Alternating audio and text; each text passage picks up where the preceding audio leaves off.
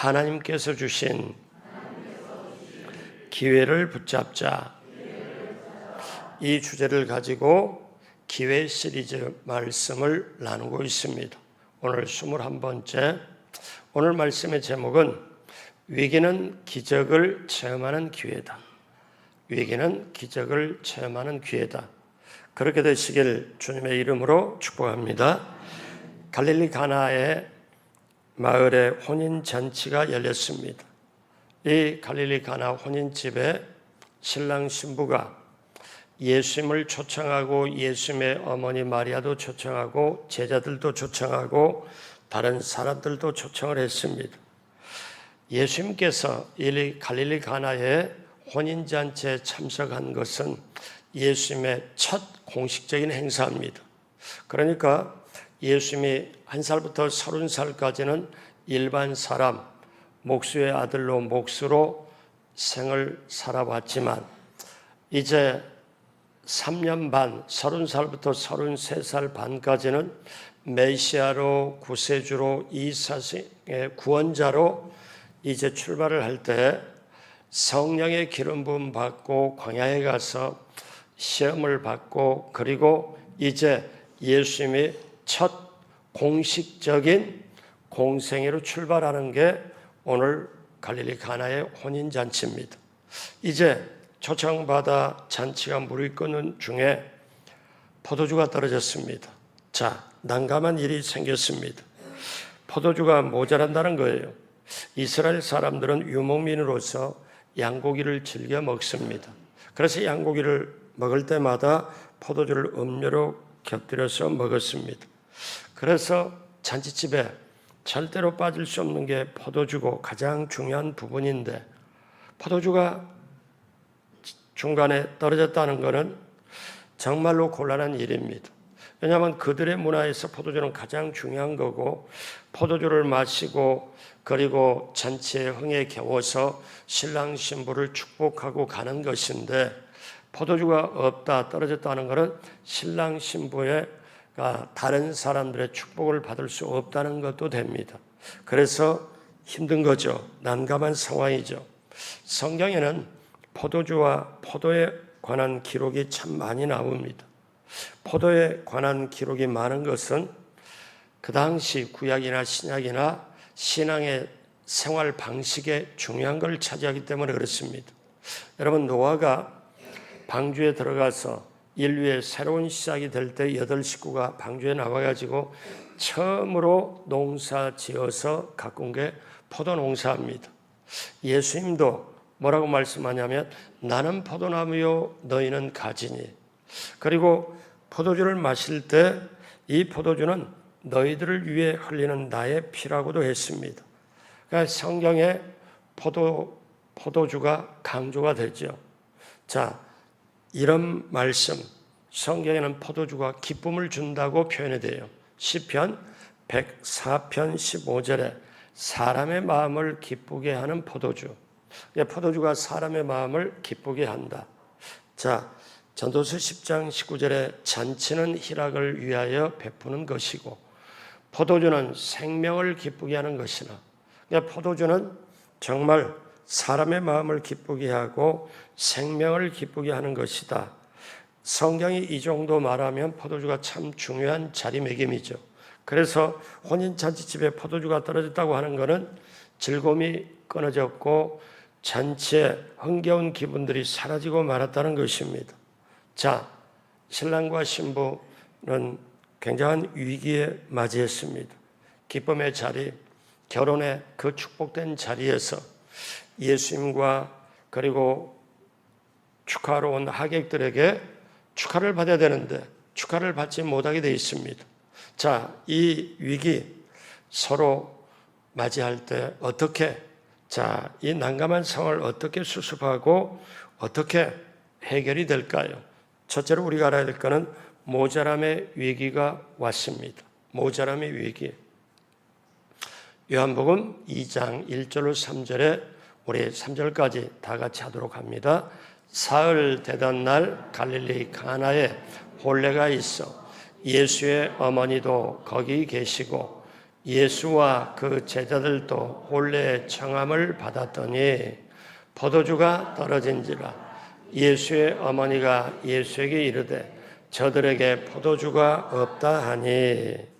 자, 잔치집은 큰 위기를 만났지요. 보통 큰 어려움이 아닙니다. 이 위기를 어떻게 해야만 극복할 수 있습니까? 포도주가 있어야 해결되잖아요. 포도주가 있어야 잔치가 다시 시작이 되잖아요. 근데 없는 포도주를 사람이 어떻게 해버릴 수가 없습니다. 여러분, 우리가 인생 살다가 저와 여러분에도 모자람의 위기가 올 때가 있어요. 어떤 모자람의 위기가 다가옵니까?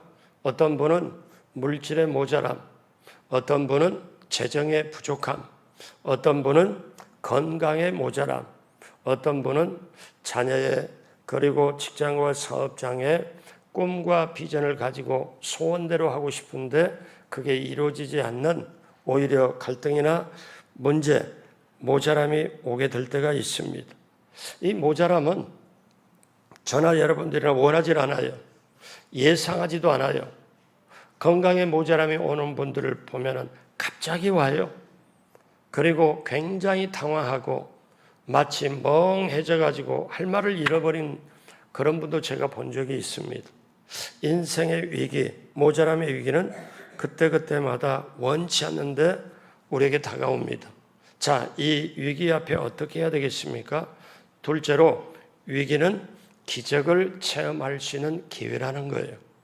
여러분, 이렇게 말씀을 하면 위기 당하고 힘든 사람은 바로 이게 와닿질 않습니다. 우리 인생의 모자람이, 이 모자람의 위기가 하나님의 역사를, 하늘의 것을 맛보기 위한 하나의 기회다. 이렇게 받아내려면 내가 이 기회를 놓치지 말려고 내가 확실하게 해야 되겠다 하면 내게 믿음이 있어야 이게 반응이 됩니다. 어려운 일 앞에, 모자람 앞에, 위기 앞에 정말 사람이 이게 기회구나 이렇게 생각하기 쉽지 않습니다. 여러분, 위기라는 말은 두 가지 말이 합해진 말입니다. 위험과 기회라는 말이에요. 위험에다가 기회가 합쳐진 말이 위기입니다. 그러니까 위험된 상황에 위험이 있고 그 다음에 위험 뒤에 기회가 온다는 뜻입니다. 사람들이 위기를 맞이하면 거기에 염려, 근심, 걱정하다가 두려움이나 불안이나 초조나 그리고 절망까지 이를 때도 있습니다. 자, 우리 인생의 발걸음이 그렇죠. 어떻게? 근데 누구나 갑자기 아파요. 또 물질이 보정을 섰는데 절대 그런 일이 없을 텐데 부모가 특히 아빠가 보정을 서가지고 집안이 전부 다 거덜나서 밖에 변두리로 가서 사골세, 월세방으로 그리고 모두가 힘들어하는 걸 제가 본 적이 있습니다. 어떤 분은 건강이 힘들어서 요즘에는 어떤 분은 건설업을 하고 있는데 도대체 일감이 없다는 거예요. 그러니까 너무나 불안해요. 이렇게 하다가 장비들 모든 걸 다 임대해가지고 계약해서 다 중장비 준비해놨는데 일감이 없으니까 지출비용은 그대로인데 어떻게 해볼 도리가 없다는 거예요. 굉장히 힘들어해요. 식당하는 분도 자영업하는 분도 힘들어해요. 제가 종종 이런 말을 합니다. 잘 버티셔야 돼요. 잘 버텨야 돼요. 이런 때일수록 오히려 하나님과 가까이 갈 수 있도록 하나님 가까이 하고 말씀 보고 기도하십시오. 제가 그렇게 말씀을 드리고 또 전화로도 기도를 해드립니다. 여러분, 위기가 다가오면 이게 하나님의 역사를 체험할 수 있구나. 하나님의 역사할 수 있도록 기회가 왔구나. 이렇게 바라고 믿어지는 것은 나의 믿음의 반응입니다. 그래서 믿음이 있어야 이게 돼요. 세상 사람들은 사실 팩트를 가지고 어떻게 해요? 그 앞에 어렵게 되고 힘들어하고 주눅이 들고 넘어지고 자빠집니다. 근데 우리는 똑같은 사실, 똑같은 팩트를 놓고 어떻게 봐요? 예수님을 믿는 믿음, 하나님을 믿는 믿음을 가지고 믿음을 통해서 이 사실을 바라봐요. 그러면은 우리는 이런 고백이 가능해요. 아하, 이 위기는 하나님의 역사하심, 기적을 체험할 수 있는 기회다. 주여 믿습니다.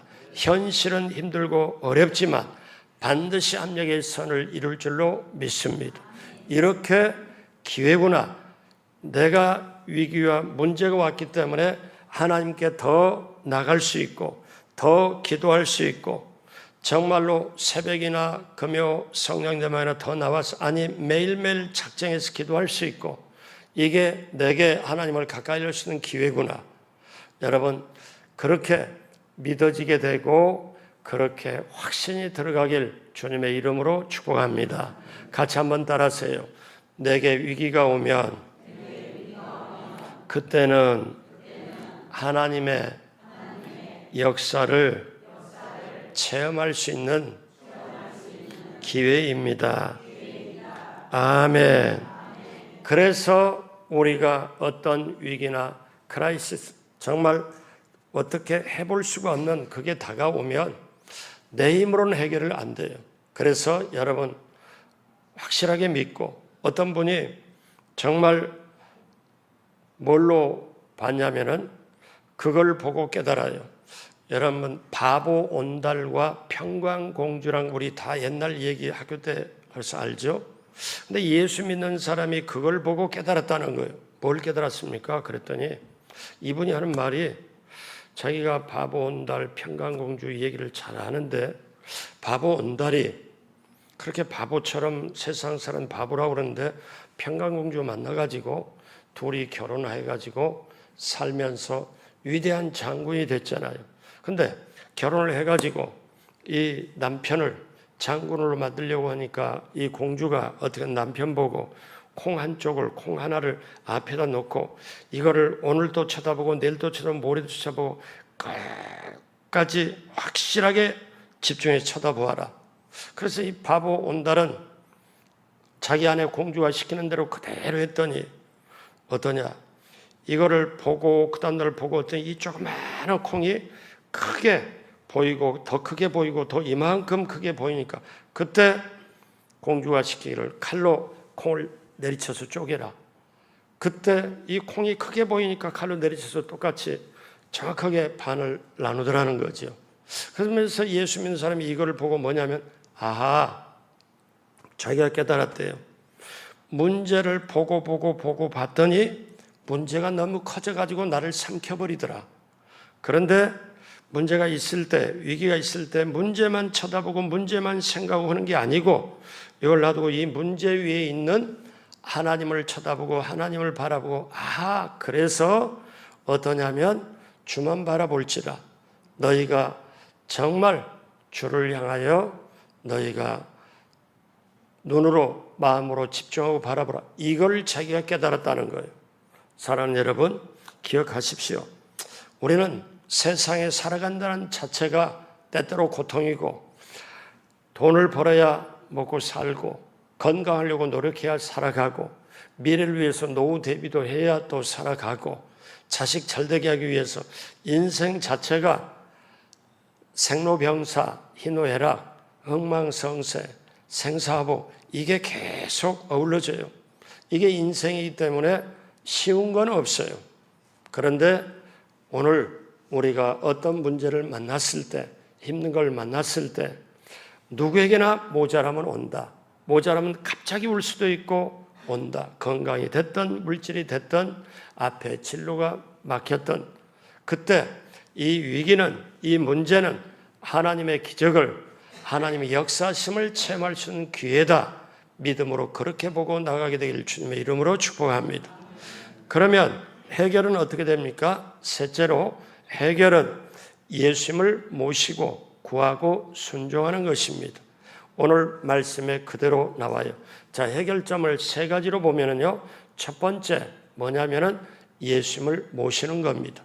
자, 오늘 신랑 신부는 예수님을 모셨어요. 천만다행이에요. 만약에 이렇게 포도주가 떨어지는 이 위기 앞에 예수님이 안 계셨으면 그걸로 끝났을 거예요. 근데 보십시오. 2장 2절에 예수와 그 제자들도 혼례의 청함을 받았더니 예수님을 모셨습니다. 예수님을 청했습니다. 자, 그 다음에 두 번째는 예수님께 구했습니다. 2장 3절 예수님의 어머니 마리아가 나서죠. 다 같이 합니다. 포도주가 떨어진지라 예수의 어머니가 예수에게 이르되 저들에게 포도주가 없다 하니, 예수님의 어머니 마리아는 예수님이 어떤 분이라는 걸 알죠. 지금 요단강에서 침례받을 때 성부와 성자와 성령이 함께하는 걸 어머니 마리아는 봤어요. 그리고 광야 가서 40일 죄로 금식한 다음에 마귀에게 시험받는 것도 승리한 걸 봤어요. 그리고 이제 육신으로는 마리아를 통해서 태어났지만 여기에 주님은 정말 온 세상의 사람을 구원할 자고 메시아고 이거를 아니까 예수님의 어머니 마리아는 지금 자기 아들에게 말하는 게 아니고 주님께 말하는 거예요. 예수께. 이 집에 위기가 왔다. 이 집에 포도주가 떨어졌다고 지금 예수님께 얘기를 하는 거예요. 이거는 예수님께 구하는 거예요. 이 문제는 예수님만이 나서서 해결할 수밖에 없다는 거예요. 이거를 지금 말하는 거고, 우리식으로 말하면은 기도하는 걸 말합니다. 왜? 이 위기의 자리, 예수님의 모친이 즉시 예수님을 찾습니다.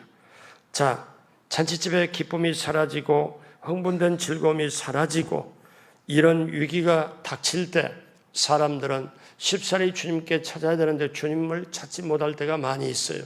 여러분, 문제가 있을 때, 어려움이 있을 때, 모자람이 있을 때 그 부족함과 그 모든 걸 채워주실 분은 우리 주님이신 줄로 믿습니다. 여러분, 아까 찬송가 96장을 했죠. 자, 96장의 가사를 한번 보면요. 예수님이 누구신가?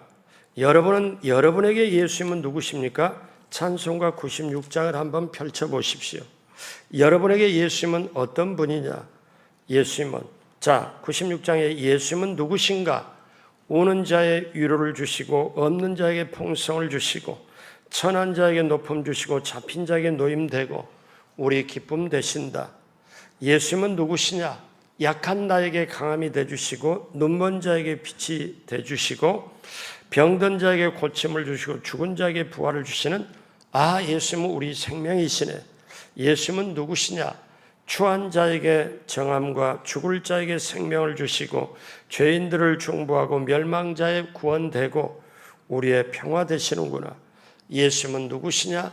온 교회의 머리 되고 온 세상의 구주시며 모든 왕의 왕이고 심판하실 주님, 우리의 영광 되시네. 그 예수님을 모시고 그 예수님께 구하면 여러분 반드시 해결의 역사가 임하게 될 줄로 믿습니다.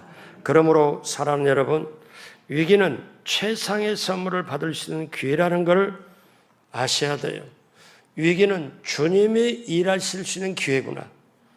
내가 내 힘으로 못할 때, 포도주가 떨어지는 위기를 맞았을 때 예수님의 모친 마리아는 즉시 이거를 예수님께 알립니다. 왜? 예수님만이 해결할 수 있기 때문에. 여러분, 나에게 지금 예수님은 어떤 분이냐? 이게 우리의 믿음이거든요. 내게 예수님은 어떤 분이냐?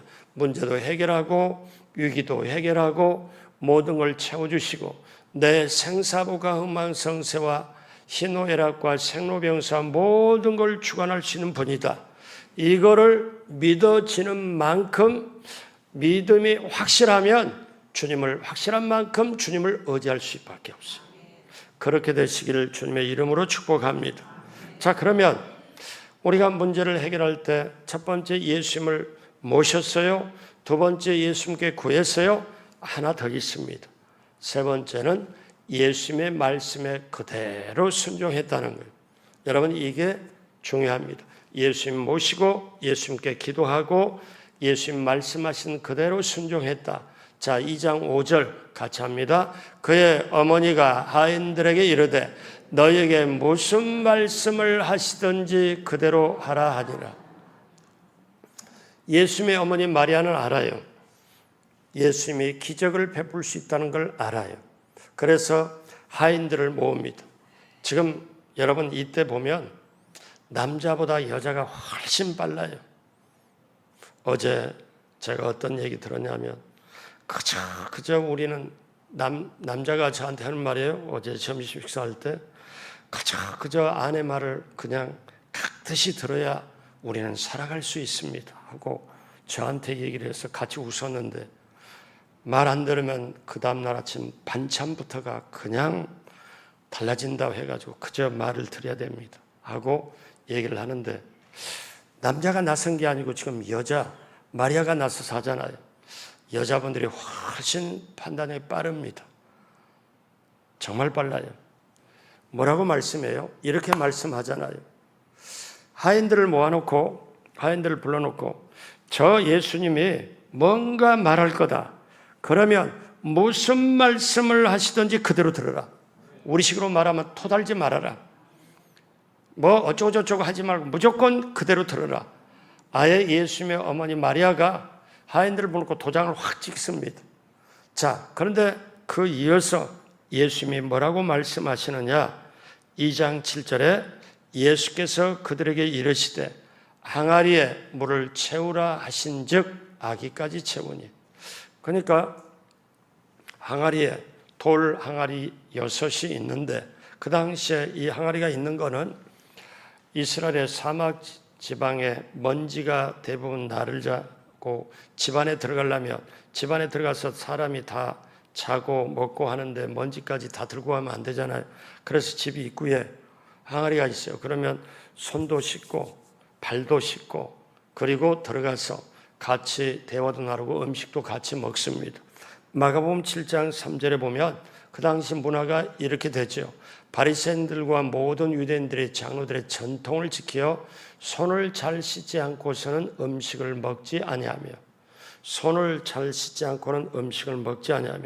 그래서 이 집에도 유대인의 관습대로 손을 씻을 수 있는 돌 항아리가 문 입구에 놓여 있습니다. 자, 이거는 뭐냐? 사전에 기적을 베풀려고 각본이 아니라는 거지요. 근데 주님이 뭐라고 말씀하냐면 항아리에 물을 채우되 적당히 채우라. 아기 이 위에 뚜껑까지 위에, 그러니까 입구까지 넘실넘실하게 아기까지 채워라. 그러니까 항아리에 물을 채우는데 항아리에 거기까지 물이 다 차도록 넘치도록 채워 아기까지 채워라. 이거는 어떤 겁니까? 다른 어떤 거나 물을 섞거나 이런 걸 다른 틈이 들어갈 수 없도록 아예 아기까지 채우도록 합니다. 자, 아기까지 채웠습니다. 그랬더니 곧바로 주님 말씀이 뭐라고 하시느냐? 2장 8절에 예수님께 보고를 해요. 우리가 아기까지 다 채웠습니다. 그랬더니 그래 이제는 떠서 연회장에게 갖다 주라 하시매 갖다 주었더니, 여러분 여기까지 물입니다. 여기까지 물이에요. 물을 채웠어요. 그런데 어떠냐? 여기에 물을 갖다 주라는 거예요. 그러면 이때 하인들은 그 전에까지 연회장이 시킨 대로 그 잔치를 주관하는 연회장이 자 포도주 가져와라 가져오니까 저쪽 테이블에 다 지시대로 했는데, 그리고 포도주가 떨어져서 좀 기다려보라고 그런 상황에 사람들이 뭔가 잔치 분위기가 조금 완전히 가라앉고 그런 때인데, 이제는 어떻게 연회장에 물을 떠서 갖다 주니까 연회장은 당연히 물이라고 생각하고 자기가 맛을 딱 보니까 뭐가 있냐면은 기가 막힌 포도주예요. 자, 2장 9절에 연회장은 물로 된 포도주를 맛보고도 어디서 났는지 알지 못하되, 그 다음 같이 합니다. 물 떠온 하인들은 알더라. 물 떠온 하인들은 알더라. 연회장이 그래 신랑을 보려. 이 물이 연회장까지 도착할 때까지는 물이었어요. 그런데 연회장이 맛볼 때는 기가 막힌 포도주예요. 이게 사람의 사실 보면 말이 안 되는 얘기죠. 그런데 연회장은 지금 이 포도주가 어디서 났는지를 몰라요. 연회장이 맛볼 때는 기가 막힌 포도주예요. 그런데 연회장은 몰라요. 근데 성경은 놓치지 않아요. 물 떠온 하인들은 알더라. 물 떠온 하인들은 자기네들이 우리 말로 쇠가 빠지도록 물을 넘실넘실하게 채웠고, 물 채웠더니 아니 채운 물을 갖다 물을 떠서 연회장에 갖다 주라. 그런데 연회장에 갖다 주려면 이 아이들이 믿음이 있어야 돼요. 왜? 아니, 연회장에 갖다 주려면 포도주를 갖다 줘야지. 물 떠온 걸 갖다 주다가는 뺨을 맞을 수도 있고, 너 오늘 이 시간부로 해고당할 수도 있고. 그런데 예수님의 어머니 마리아가 도장 찍어버렸거든요. 무슨 말씀을 하든지 그대로 들어라. 예수님의 말씀은 두 마디예요. 물을 아기까지 채워라. 채웠습니다 했더니 그러면 떠서 갖다 주어라. 연회장에. 두 마디예요. 사랑하는 여러분, 우리가 인생 살 때 믿음이 있냐, 예수님 믿고 사는 거냐, 그게 뭘로 아는 줄 아십니까? 얼마나 이 말씀에 토달지 않고 순종하느냐, 여기에 달려 있어요. 여러분, 이거는 목사가 뭐 교회 질서 이런 걸로 강조하려고 강조하는 게 아니에요. 인생이 뭐냐? 하나님 말씀에 대한 나의 반응이 인생이에요. 그런데 좀 더 정확하게 말하면 내 믿음으로 반응하는 거지요. 그러면 여러분, 믿음으로 구원받고 믿음으로 천국 가고 믿음으로 축복을 받는데 믿음이 어떻게 생기냐? 믿음은 들음에서 나며, 그럼 들음은 어디서? 예수 그리스도의 말씀으로 말미암는다. 예수님의 말씀이 내가 들어야 믿음이 생기고 그 믿음 가지고 행동하는데, 주여 이 문제 해결해 달라고, 이 문제 어떻게 제가 해결 못합니다. 해결해 주십시오. 이거 원하게 제가 원한 대로 해 주십시오. 이렇게 기도는 할 줄 알지만 말씀이 들어가질 않아요. 말씀이 없어요. 그거는 안 되는 거예요. 그거는 안 되는 거예요. 그래서 여러분, 세상이 생각해 봐요.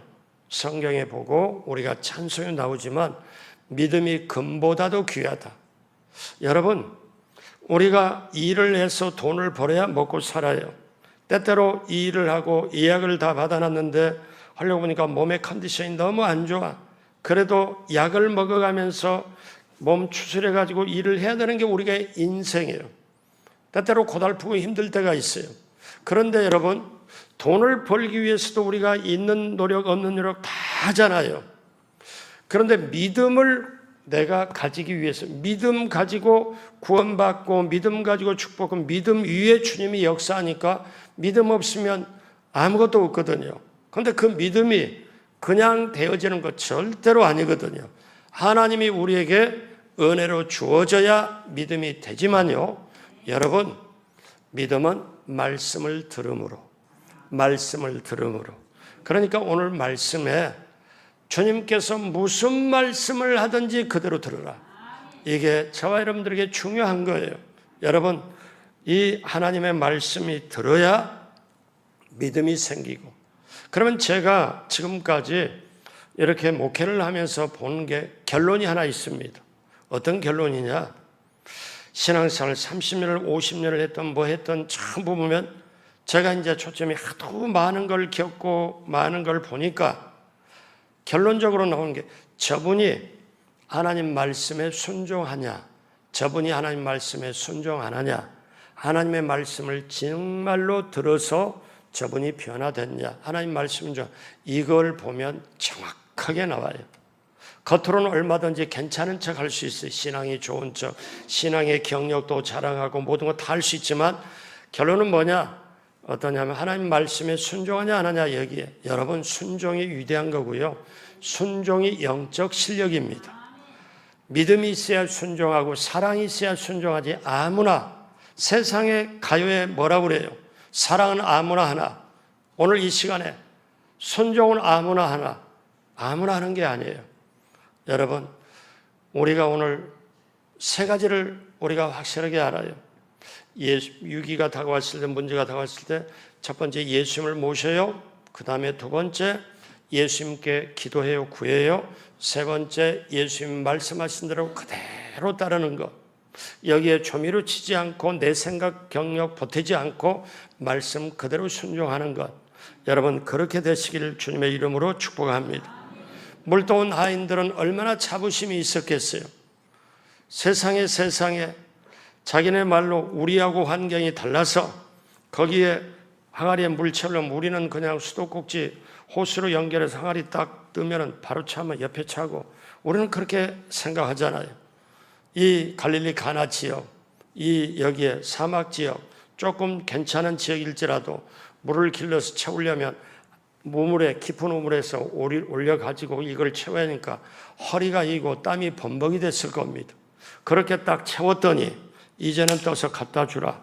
그런데 이미 이전에 무슨 말씀을 하든지 그대로 들으라. 그러니까 말 못하고 하고 싶어하고 뭔가 이게 말이 안 되는 상황인데 이게 지금 이 물 떠가지고 가면은 연회장한테 너 지금 뭐 하자는 거냐, 너는 지금 야단 맞을 수도 있고 해고 당할 수도 있는데 물 떠서는 그렇게 딱 갖다 드렸더니 이 연회장은 맛볼 때 정말 이게 너무너무 귀한 포도주예요.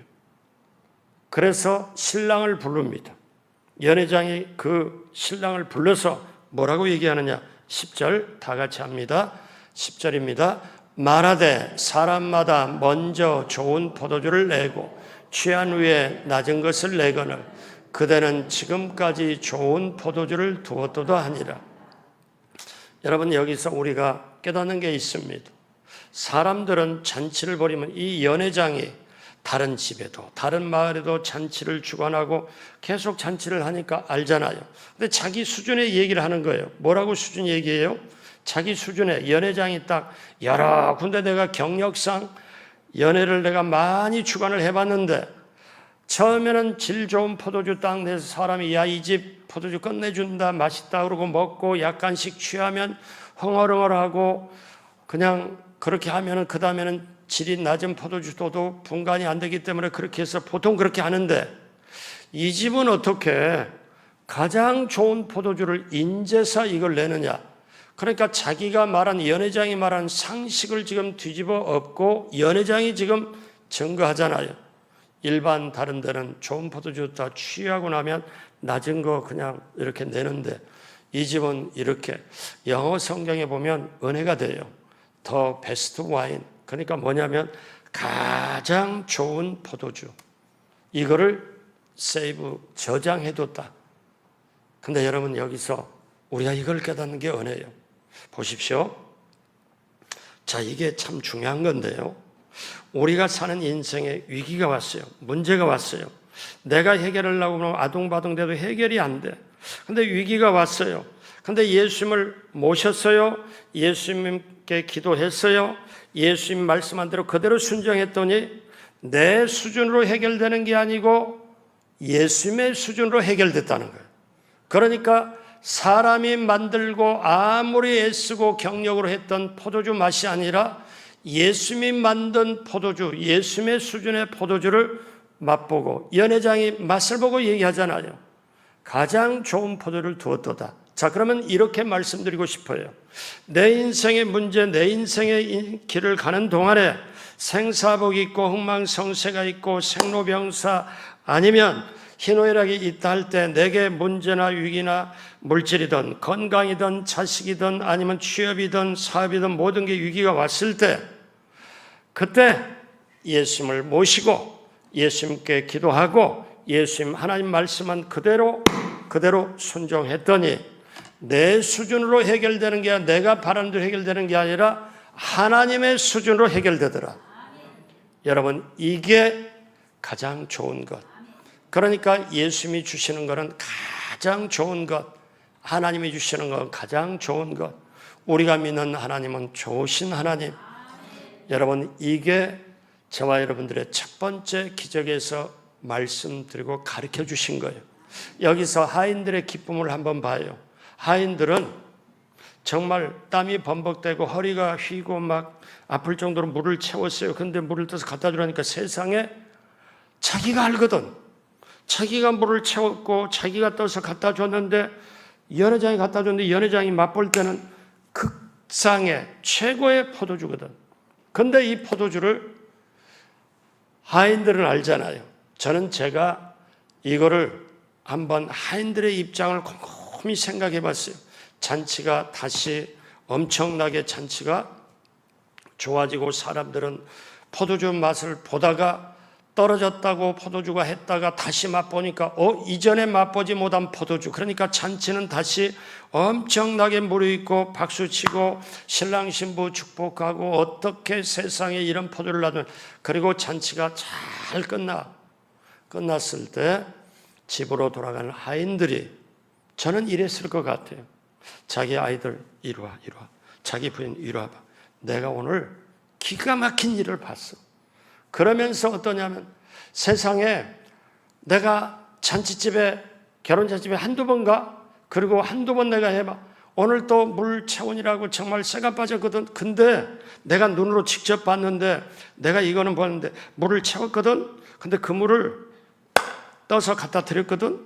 그렇게 시키니까. 그런데 맛볼 때는 포도주였다. 그러니까 자식의 눈이 그 말을 듣는 눈이 동그랗게 떠지고 커지고 아버지가 또 강조할 거야. 하인. 진짜라니까. 내가 이걸 보고 야 있잖아. 우리가 이게 사는 게 그냥 사는 게다. 그 예수님을 주님으로 모셔야 되겠다. 하인들마다 그러지 않았을까? 자, 그렇다면 오늘 우리가 마지막으로 한 가지 놓치지 말아야 될 걸 말씀을 드립니다. 이제 이 표적을 다 행한 다음에 2장 11절은 놀라운 말씀을 합니다. 같이 한번 11절 하도록 합니다. 예수께서 이 첫 표적을 갈릴리 가나에서 행하여 그의 영광을 나타내심에 제자들이 그를 믿으니라. 이 모든 위기를 해결하고 잔치집은 정말 너무너무 기쁘게 흥분되고 즐겁게 잔치가 그렇게 딱 되고 있고 마무리되는 시점에 예수님께서 이 첫 표적을 갈릴리 가나에서 행하여 그의 영광을 나타내시며 제자들이 그를 믿으라. 예수님은 영광을 나타내시고 제자는 그를 믿었다. 자, 보십시오, 여러분. 여기서 이 사건을 표적이라고 말합니다. 우리가 볼 때는 기적 같은데 그러면 왜 표적이라고, 기적이 아니라 표적이라고 할까요? 표적이라는 것은 인간으로서는 도저히 흉내내거나 이해하기 어려운 초자연적인 사건을 말합니다. 그러면 왜 기적이라고 안 하고 표적이라고 했을까? 표적이라는 것은 그 사건보다는 의미가 더 크기 때문에 그래요. 그 사건보다는 의미가 더 크기 때문에. 자, 쉽게 말하면 이 사건 속에 담겨진 의미가 뭐냐? 이 사건을 통하여 주님이 우리에게 뭘 말하길 원하시냐? 이 사건을 통하여 우리가 뭘 깨닫길 원하느냐? 갈릴리 가나의 물이 포도주는 변화되는 이 사건을 통하여 예수님이 우리의 구원의 주가 되신다는 것을 분명하게. 그래서 11절은 놓치지 않아요. 자, 이것이 사도 요한이 지금 처음 기적을 그대로 적나라하게 표현을 했잖아요. 근데 사도 요한이 요한복음의 마지막으로 갈 때 그때 확실하게 밝혀둔 게 있습니다. 요한복음 20장 31절, 30절, 31절 다 같이 합니다. 예수께서 제자들 앞에서 이 책에 기록되지 아니한 다른 표적들도 많이 행하셨으나 오직 이것을 기록하면 너희로 예수께서 하나님의 아들 그리스도이심을 믿게 하려 하며 또 너희로 믿고 그 이름을 힘입어 생명을 얻게 하려 함이니라. 여러분, 그러니까 뭐냐면 이렇게 표적을 예수님이 행하신 거는 두 가지 목적을 우리에게 알리고, 하나는 예수님이 하나님의 아들 그리스도다, 우리의 메시아 구세주다, 이걸 알게 하려고. 그리고 또 하나는 이거를 어떻습니까? 믿고 그 다음에 그 예수님의 이름에 힘입어서 생명을 얻게 하려고. 자, 다시 말씀드리면 예수님이 표적을 행하시는 것은 왜 행하시느냐? 반드시 예수님이 하고자 하는 의도나 목적이나 그게 있는데, 하나는 예수님이 표적을 행하시는 거 보니까 예수님은 하나님의 아들 그리스도시다, 이걸 너희가 믿어라.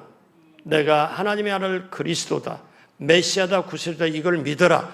그리고 믿는 너희가 뭐냐? 생명을 얻게 하려고. 생명을 얻게 하려고. 이래서 표적이 필요하는구나.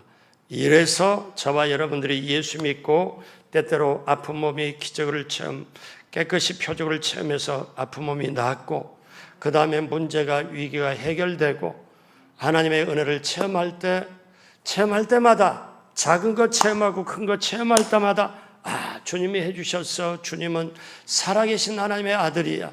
주님은 살아계신 하나님의 아들, 정말 메시아 그리스도야. 내가 이걸 믿고 나갈 때, 이 체험을 하고 나갈 때 내게 예수님의 생명이 풍성하고 그 생명을 받아 누리게 하려 함이라. 이래서 표적이 필요하다는 것. 여러분, 이걸 우리가 알면 여러분, 우리의 인생에 오늘 말씀을 마무리하면서 여러분 보십시오. 여러분, 내게 예수님은 누구시냐? 나에게 지금 예수님은 누구시냐? 나는 지금 인생을 살아가는 동안에 매출이 적고 사업에 지금 뭔가 일거리가 적어지고 그러면서 염려 근심에 하루하루가 힘이 드는데 내게 예수님은 어떤 분이냐? 내가 지금 건강을 잃었어요. 모자람의 위기가 다가왔어요. 재정이 지금 힘들어요. 내가 계획대로 안 돼요. 내 자녀의 길이 잠시 막혔어요. 원하는 대로 잘 전개가 안 돼요. 내 인생의 위기나 모자람이 왔을 때 내가 그때 염려, 근심, 걱정하고 그 염려, 근심, 걱정, 두려움, 불안, 좌절, 낙심, 절망에 눌려버리고 거기서 넘어지고 자빠질 게 아니고 내 인생에 위기가 다가왔을 때 내가 바라는 게 지금 되지 않고 정말 힘든 게 다가왔을 때 어떻게 돌파하느냐? 내 입으로는 돌파 안 되는데 그때 예수님을 모시고 예수님께 기도하고 예수님 하신 말씀 그대로 순종해야 우리에게 해결이 올 수 있다는 것. 그리고 그 해결을 보고 우리는 어떻게 해요? 아, 해결해 주시는 분은 우리 예수님이시구나. 역시 예수님은 살아계신 하나님의 아들 그리스도다. 그리고 내가 이 체험을 통해 이 해결을 통해 더 예수님을 내가 잘 믿어야지. 그 생명을 받고 누리고 나누는 우리 모두가 되길 주님의 이름으로 축복합니다. 인생은 기회입니다. 여러분, 인생은 늘 순간순간 선택이에요. 이 선택을 잘하려면 분별을 잘 되어야 선택을 잘할 수 있어요. 그 분별은 어떻게 해야 잘할 수 있나? 하나님의 지혜가 있어야 분별을 잘할 수 있고 분별을 잘하면 선택을 잘할 수 있어요. 이 세 가지가 어우러져서 우리에게 기회를 제공합니다. 그 기회에 타이밍이 있어요. 시간, 이거를 택하는 거예요. 하나님의 지혜로 분별을 잘하고 분별을 잘함으로 선택을 잘하고 이 세 가지 지혜와 분별과 선택 이 세 가지를 가지고 우리 인생을 살아갈 때 그때 기회 그걸 붙잡는 하나님이 주신 기회를 붙잡고 나가는 게 인생이에요. 여러분, 그러므로 오늘 말씀이 정말 내게 주신 말씀을 깨달아졌다면 그러면 이제 우리는 한 번 더 이 말씀을 들을 수가 있어요. 내 인생에 위기가 다가오고 모자람이 다가오는 게 문제가 아니고 진짜 문제는 내가 예수님을 모시고 기도하느냐 그리고 그 말씀대로 순종하느냐 이게 없으면 정말 문제입니다. 해결 방법이 없죠. 그러므로 사랑하는 여러분, 오늘 이후에 이 결실의 계절 가을에 아니 나의 남은 인생의 발걸음 속에 여러분 예수님을 모시고 예수님께 기도하고 예수님 말씀하시는 대로 그대로 순종하여 하나님의 예비한 축복을 받고 누리고 나누는 그리고 인생 자체가 주님과 더불어 정말 감사가 있고 평안이 있고 기쁘고 즐거움에 인생은 살아볼 만한 세상이다. 이거를 고백하고 간증하는 우리 모두가 되길 주님의 이름으로 축복합니다. 기도하겠습니다. 하나님 아버지, 인생 살아갈 때 위기가 다가오고 모자람의 위기가 왔을 때 그 위기는 하나님의 기적을 표적을 체험할 수 있는 기회라는 것을 다시 한번 믿음으로 깨닫게 하여 주옵시고 예수님을 모시고 예수님께 구하고 예수님 말씀하신 대로 그대로 순종하여 그 해결을 축복을 맛보고 그 축복을 받고 누리고 나누는 우리 모두가 되게 하여 주옵소서. 감사하며 예수님의 이름으로 축복하고 기도드립니다. 아멘.